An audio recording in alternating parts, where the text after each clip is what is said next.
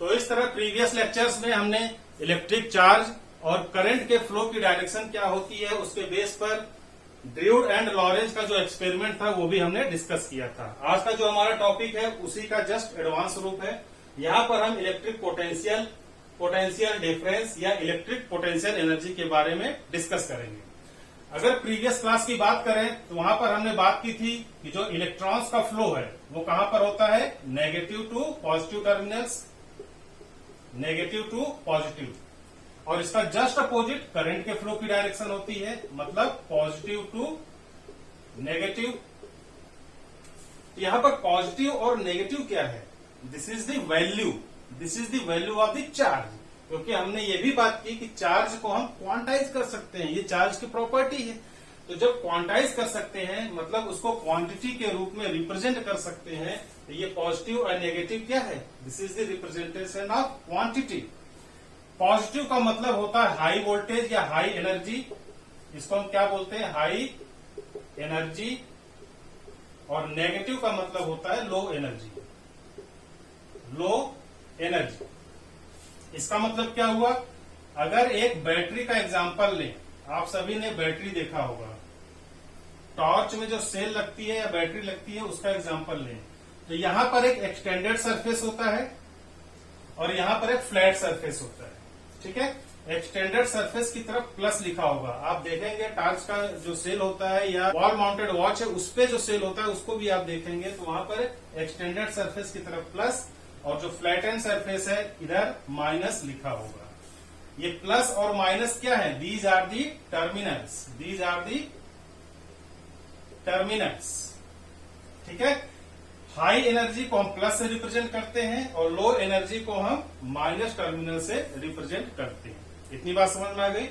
अब देखिए, अगर आपसे पूछा जाए कि करंट का फ्लो कहां पर होता है तो आप बोलेंगे कि high energy to low energy, या पॉजिटिव टू नेगेटिव, या positive terminal to negative terminal energy current flow होती है।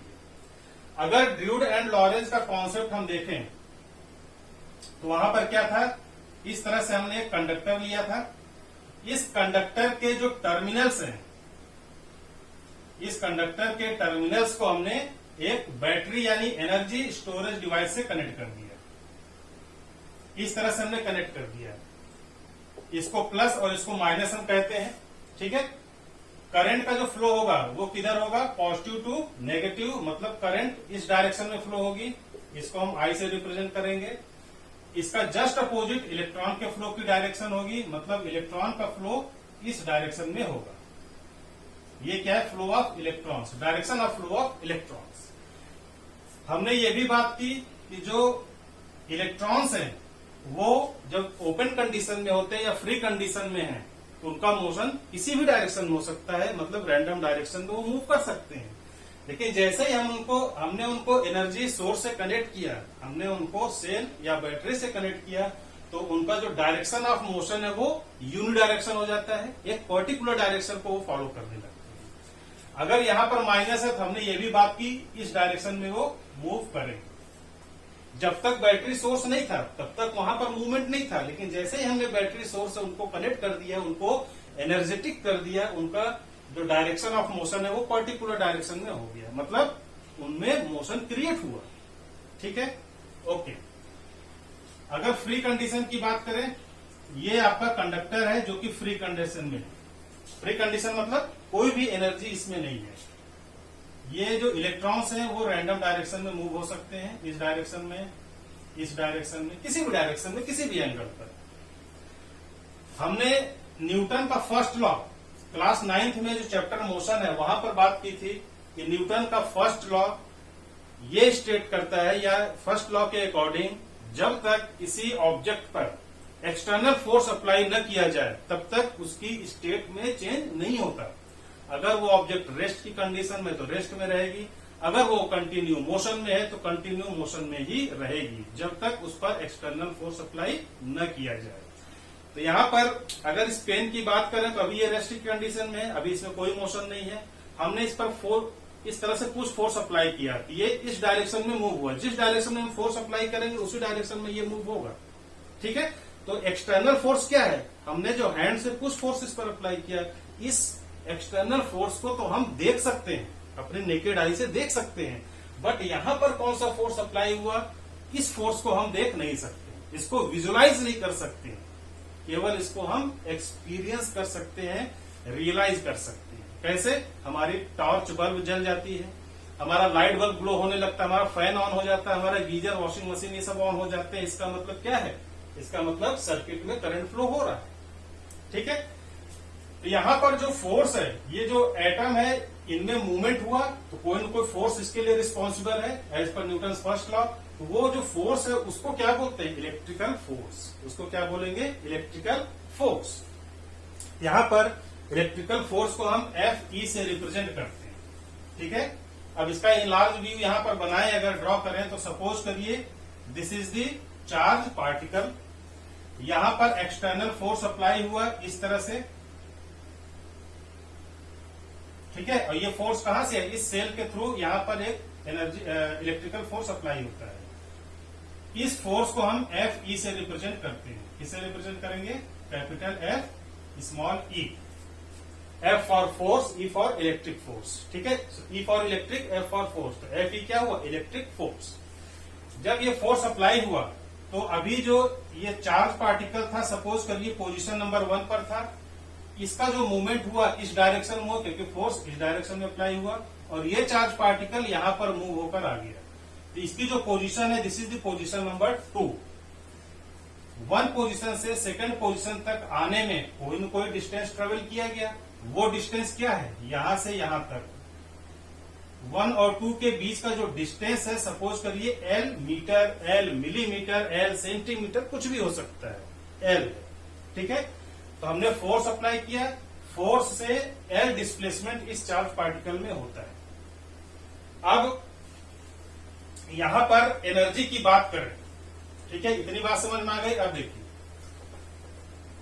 अगर एनर्जी की बात करें तो एनर्जी वर्ड आपने कहा सुना है? क्लास 9th में। एनर्जी 2 टाइप्स की होती है, that is kinetic energy and another one is potential energy. एक काइनेटिक एनर्जी होती है और दूसरी क्या है? पोटेंशियल एनर्जी है। तो यहां पर हम पोटेंशियल बार बार यूज कर रहे हैं, पोटेंशियल पोटेंशियल, और यहां भी पोटेंशियल, मतलब हम सिर्फ और सिर्फ पोटेंशियल एनर्जी को कंसीडर करते हैं। ठीक है, एनर्जी की डेफिनेशन क्या है? Capacity to do work. Energy को अगर डिफाइन करना हो तो capacity to do work, work को करने की जो कैपेसिटी होती है उसी को हम क्या बोलते हैं? एनर्जी है। आदमी के अंदर एनर्जी है। वर्क के लिए क्या कंपलसरी है? मूवमेंट। ऑब्जेक्ट में मूवमेंट नहीं है तो ऑब्जेक्ट में वर्क डन नहीं होगा, अगर ऑब्जेक्ट में मूवमेंट है तभी ऑब्जेक्ट में वर्क डन है। ठीक है, तो वर्क के लिए क्या कंपलसरी है? मूवमेंट। मूवमेंट या डिस्प्लेसमेंट, इसको हम डिस्प्लेसमेंट भी कह सकते हैं। अगर ऑब्जेक्ट में डिस्प्लेसमेंट या मूवमेंट है तभी उस ऑब्जेक्ट में वर्क डन किया गया है, otherwise no work is done. ठीक है, ओके। अब इसको हम इससे कोरिलेट करते हैं। हमने क्या बात की? Capacity to do work is known as energy, और वर्क क्या है? मूवमेंट और डिस्प्लेसमेंट ऑफ द पार्टिकल। यहां पर चार्ज पार्टिकल को वन प्लेस से अदर प्लेस तक मूव करने के लिए कुछ न कुछ वर्क किया गया। वो वर्क क्या है? This is the work. तो work done to move a charge particle from position 1 to position 2 is known as electric potential energy.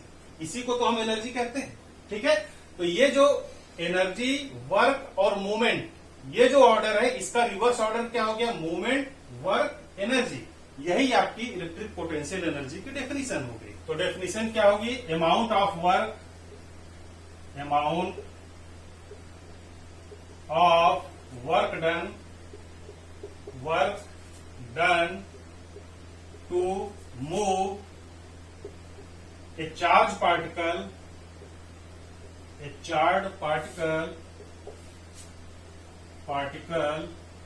from one position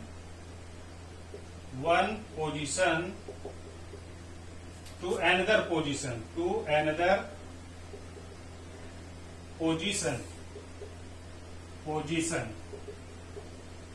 is known as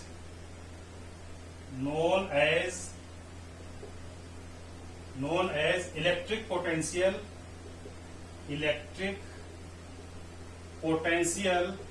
या इसी को हम क्या बोलते हैं, electric potential energy, electric potential energy.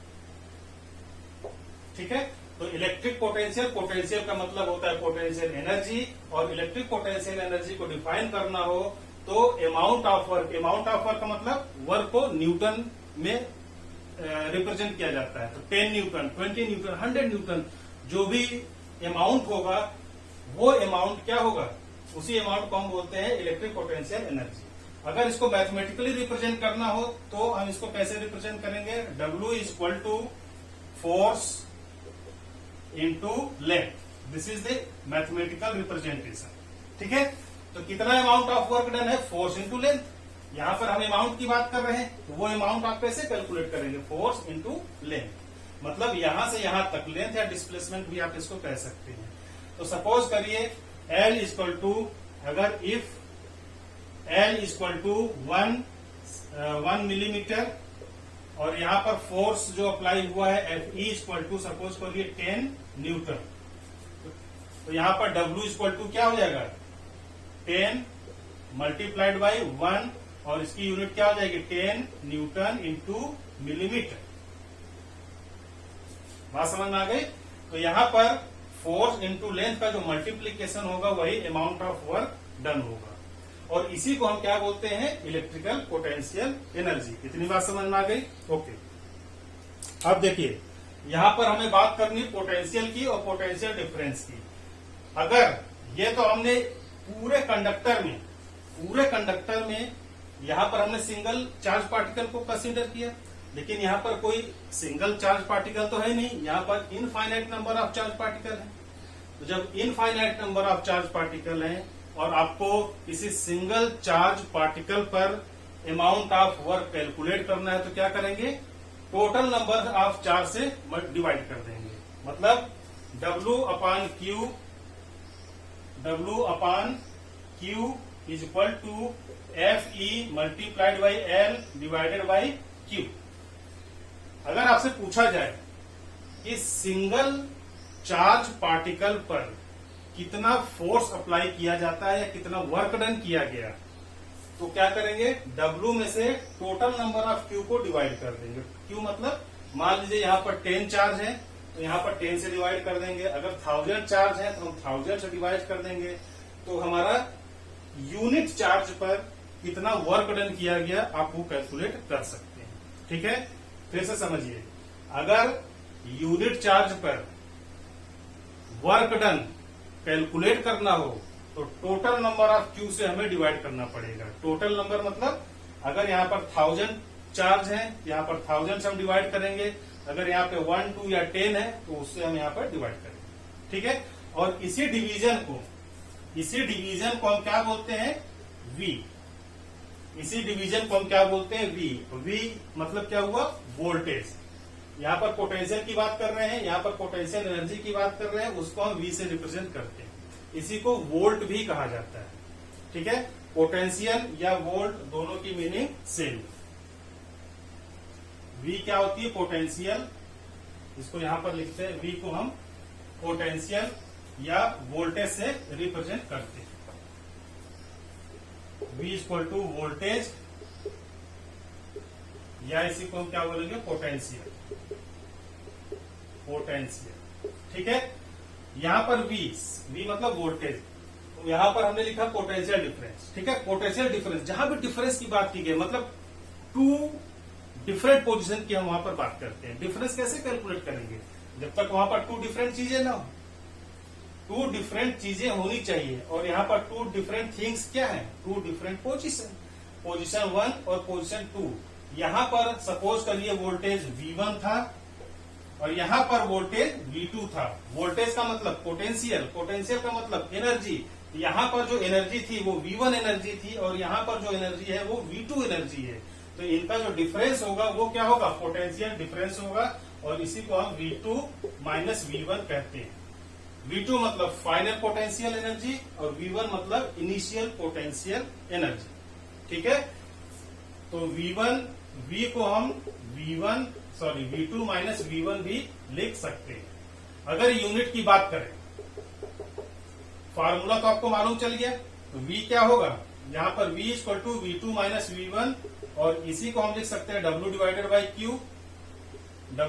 By Q, और इसी को क्या लिख सकते हैं, FL डिवाइडेड बाई Q। इसी को हम F into L divided by Q।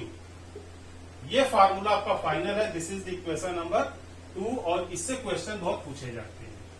अब अगर यूनिट की बात करें, यूनिट जैसा कि आपको मालूम है, साइंटिस्ट के नाम पर यूनिट रखी जाती है। इसको वोल्टेज कहा जाता है, और इसकी यूनिट क्या होती है, वोल्ट। ठीक है, और वोल्ट एक इटालियन साइंटिस्ट है, और उनका नाम क्या है, एलएस एंड्रो वोल्टा। ठीक है, कभी कभी ऑब्जेक्टिव क्वेश्चन में पूछा जाता है। साइंटिस्ट का नाम क्या है, एलेसेंड्रो वोल्टा। ये आपको याद रखना है। इनके और ये सब सारी स्टडी और ये फॉर्मूला इन्होंने दिया था, इसीलिए इनके ऑनर पर इसकी यूनिट जो है वोल्ट रखते हैं। अगर इसका ऐसा यूनिट पूछा जाए, अगर ऑब्जेक्टिव में वोल्ट गिवन है तो आपको वोल्ट पर टिक करना है। अगर वोल्ट गिवन नहीं है तो आप इससे भी कैलकुलेट कर सकते हैं। वर्क डन क्या होता है, जूल। वर्क डन की यूनिट क्या होती है, जूल। और क्यू क्या है, चार्ज की यूनिट क्या होती है, कूलॉम। तो आपको क्वेश्चन में ABCD ऑप्शन में जूल पर कूलॉम गिवन होगा, तो आपका ये आंसर होगा। जूल पर कूलॉम को हम जूल कूलॉम इनवर्स भी लिख सकते हैं। कूलॉम को ऊपर ले जाएंगे तो इनवर्स हो जाएगा। इसी की जो अनदर यूनिट है वो क्या है, फोर्स की यूनिट क्या होती है, न्यूटन मल्टीप्लाइड बाई एल का होता है मीटर। लेंथ या डिस्टेंस मीटर में रिप्रेजेंट किया जाता है। और क्यू क्या है, कूलॉम। तो न्यूटन मीटर पर कूलॉम गिवन होगा, तो आपको ये टिक करना है। इसी को हम अनदर वे में न्यूटन मीटर कूलॉम को ऊपर ले जाएंगे तो कूलॉम इनवर्स हो जाएगा। ठीक है, तो इतनी सारी यूनिट्स है, वोल्ट, जूल पर कूलॉम या joule coulomb inverse, newton metre पर कूलॉम या न्यूटन मीटर कूलॉम इनवर्स। ठीक है, एक चीज और, कभी कभी जूल को न्यूटन मीटर में कन्वर्ट करना है तो 1 newton metre equal to 1 joule. ये आपको बहुत बार यूज होगा न्यूमेरिकल प्रॉब्लम में, इसको याद रखना है।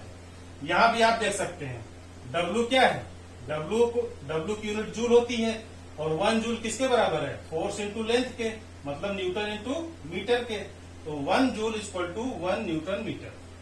ठीक है ना, इस फार्मूले के बेस पर हम ये यूनिट डिराइव कर सकते हैं। कोई भी यूनिट आपको मल्टीपल चॉइस क्वेश्चन में गिवन होगा, ये सारी यूनिट SI सिस्टम में आती है।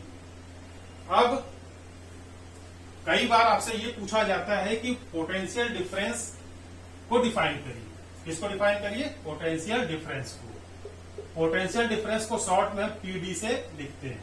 तो पोटेंशियल डिफरेंस क्या है, V2 माइनस V1। ठीक है, और इसकी यूनिट क्या होती है, W डिवाइडेड बाई Q। इसका फॉर्मूला ये है। अगर यहां पर हम 1 लिख दें, यहां भी हमें 1 लिखना पड़ेगा और यहां भी हमें 1 लिखना पड़ेगा। अब क्या हुआ, Q क्या है, चार्ज पार्टिकल। यहां पर चार्ज पार्टिकल है, इस चार्ज पार्टिकल पर एक फोर्स अप्लाई होता है Fe। इस फोर्स के कारण ये यहां पर मूव हो जाता है, पोजीशन 1 से पोजीशन 2 तक ये मूव हो जाता है। ठीक है, तो अगर किसी चार्ज पार्टिकल को 1 प्लेस से अदर प्लेस तक मूव करने के लिए 1 जूल का वर्क किया गया, तो हम कहेंगे कि उनके बीच में जो पोटेंशियल डिफरेंस होगा वो 1 वोल्ट का होगा। ठीक है, तो यहां पर इसको डिफाइन करना हो तो कैसे डिफाइन करेंगे, फिर से सुनिए। किसी चार्ज पार्टिकल को या 1 कूलॉम चार्ज पार्टिकल को 1 प्लेस से अदर प्लेस तक मूव करने के लिए 1 जूल, कितने का, 1 जूल का वर्क किया जाए, तब हम कहेंगे कि इनके बीच का जो पोटेंशियल डिफरेंस है वो कितना है, 1 वोल्ट है। कितना है 1 वोल्ट। इस तरह से आपको पोटेंशियल डिफरेंस को डिफाइन करना है। ठीक है, ओके।